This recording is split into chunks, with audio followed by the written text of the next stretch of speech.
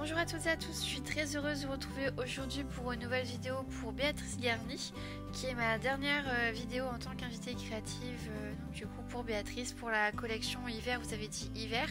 Donc ici pour cette dernière page, j'ai prévu d'utiliser un gabarit de scrapbooking européen.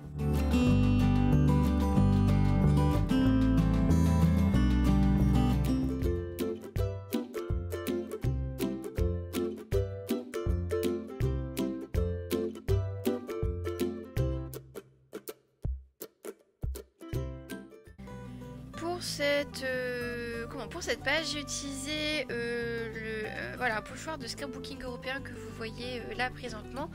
Le nom de ce gabarit s'appelle Palette et honnêtement au niveau de la marque je ne sais absolument pas. C'est Art Hostess Création. Je ne connais pas. Alors en fait je voulais tester, ça faisait une paire de mois que je voulais essayer non pas cette technique pardon, mais du moins essayer d'utiliser un gabarit. Je trouvais l'exercice intéressant et du coup je voulais aussi me permettre de varier un petit peu mes mises en page qui sont un petit peu très souvent la même chose, donc du coup je voulais essayer de diversifier un petit peu mes mises en page. Donc pour ça je me suis dit pourquoi pas utiliser un gabarit de scrap européen tout en me l'approprier entre guillemets et en l'utilisant avec du scrapbooking américain. Voilà, je voulais essayer de faire une sorte d'hybride, on va dire ça comme ça. Donc pour ce faire j'ai utilisé donc voilà le gabarit dont je vous ai parlé. Et j'avais plein de chutes de papier d'un mini album que j'avais réalisé il y a quelques semaines de ça. Et plutôt que pas forcément de les jeter, ce serait vraiment dommage. Du coup, je me suis dit de les utiliser dans ce projet-là. Donc ici, ce qui m'intéressait, c'était l'effet arrondi du centre du gabarit. Donc en fait, avec un crayon de bois, je suis venue tracer les formes qui m'intéressaient. Et après, avec un crayon, avec un ciseau, je suis venue du coup découper les formes. Et au fur et à mesure, je suis venue placer mes formes de papier aux endroits que je voulais au niveau du gabarit. Alors, c'était assez long, on va dire, au niveau de la mise en place des bouts de papier en fait. Puis en plus, comme là c'était l'une de mes premières pages de scrap avec un gabarit européen, j'avais un petit peu de mal à me représenter, surtout qu'il y a beaucoup de lignes, il y a beaucoup de formes.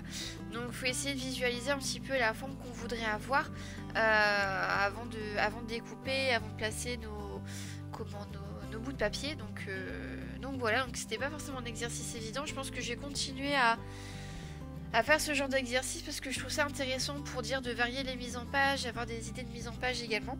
Je vais vous laisser un petit peu en musique le temps de vous montrer le processus de la création de l'ovale, puis je reprends juste après.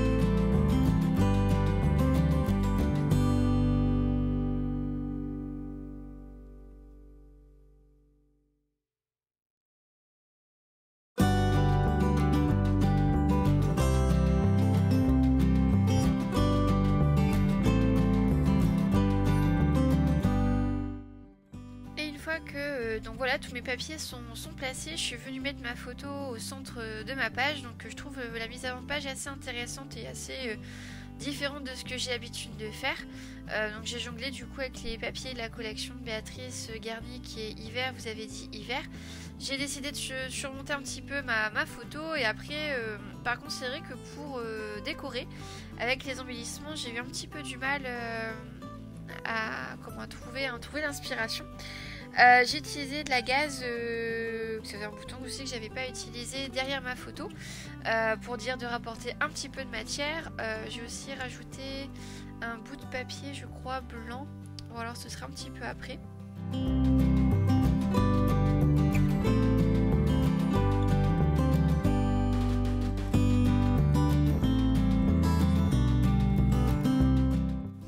Et pour dire de marquer un petit peu les bords, et j'avais vu ça dans le scrap européen, ce qu'ils font c'est que ils prennent une encre, et en fait au niveau des bords de papier ils vont venir mettre de l'encre en fait tout autour pour dire d'apporter un peu de luminosité. Alors du coup j'ai utilisé la Distress Oxide Victorian Velvet avec une brosse de maquillage au niveau des cases qui étaient juste au-dessus des cases de papier, pour apporter cette lumière, un peu de couleur aussi. Et du coup aussi avec les Distress Oxide, ce qui est bien c'est que ça rapporte aussi la douceur, une couleur un peu veloutée entre guillemets. Et je trouvais le rendu très sympa. Alors j'ai intensifié à certains endroits, et je suis pas allée jusqu'au bout des cases, après les papiers, mais voilà, je trouvais le rendu assez sympa, qui change de d'habitude, et j'apprécie de plus en plus à utiliser les Distress Oxide. Donc je pense que je vais continuer aussi à les utiliser ici dans ce genre de projet. Comme à mon habitude, je suis venue marquer ma page avec des traits au crayon XS de Faber-Castell, pour dire de marquer un petit peu ma page et dire voilà, de lui donner un cadre, on va dire. Voilà, je réfléchis à ce que je fais. Et après chercher un titre. Alors j'ai eu un peu de mal, donc c'est ce que je vous disais tout à l'heure. À partir de ce moment-là, j'étais un petit peu bloquée au niveau des embellissements du titre, de la place du titre, parce que c'est pas scrap européen, c'est pas du tout mon domaine, on va dire. Donc du coup, c'est vrai que pour trouver des idées de où placer le titre et tout, c'était pas forcément évident, mais j'y suis arrivée, à force de se casser la tête, on y arrive toujours, on va dire. Pour dire de casser un peu le côté arrondi, je suis venue mettre un papier blanc juste derrière ma photo sur son côté gauche, un papier blanc que j'ai déchiré pour donner un peu de matière. Et pour au niveau des embellissements, je voulais pas je voulais pas un truc trop chargé au niveau des embellissements comme je peux faire avec des superpositions de feuillage et tout ça. J'ai voulu rester sur une mise en page, du moins des embellissements assez simples. Donc du coup j'ai utilisé les 5 petits feuillages que j'aime beaucoup de la collection de Béatrice Garnier, que j'ai colorisé avec la Distress Oxide Victorian Velvet. Donc j'ai tamponné un petit peu d'encre sur mon plan de travail, on va dire, et avec un pinceau je suis venue appliquer la couleur sur tous mes feuillages. Alors comme avec de l'aquarelle, je suis venue intensifier à la base de mes feuillages pour faire un effet d'ombre, pour faire un effet de profondeur, on va dire ça comme ça. Et j'ai aussi tamponné un petit texte, un petit rond un peu comme si on faisait un badge, qui s'appelle Hiver les essentiels. Alors bien que la photo soit pas du tout une photo d'hiver, mais je trouvais que la forme du tampon pour le texte était sympa, pour le titre était sympa. J'ai tout détouré, et il me restait aussi du papier calque embossé en blanc avec les tamponnages, les mêmes tamponnages que les feuillages que j'ai colorisés en rose plutôt.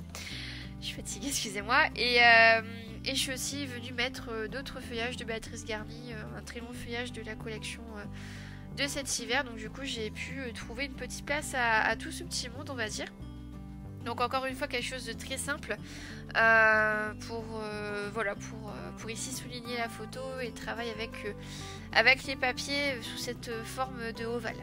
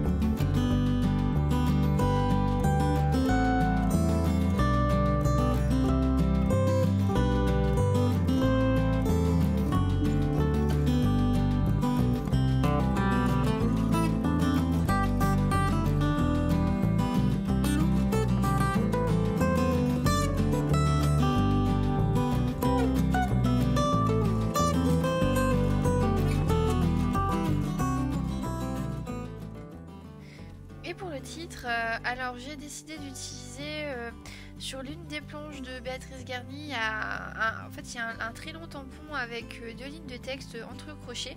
Et en fait, je suis venue découper ce tampon-là avec un cutter de précision, pardon, faisant très attention à ne pas découper dans le texte.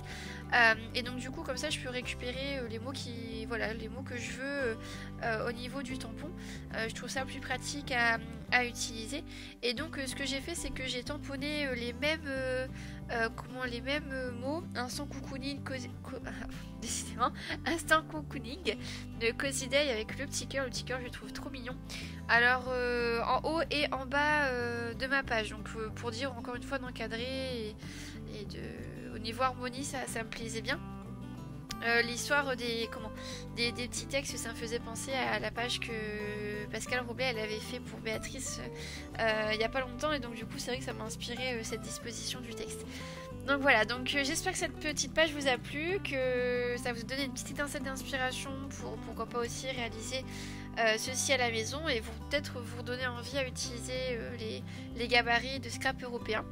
Donc voilà, je vous dis à très bientôt, puis passez une très belle journée. Au revoir.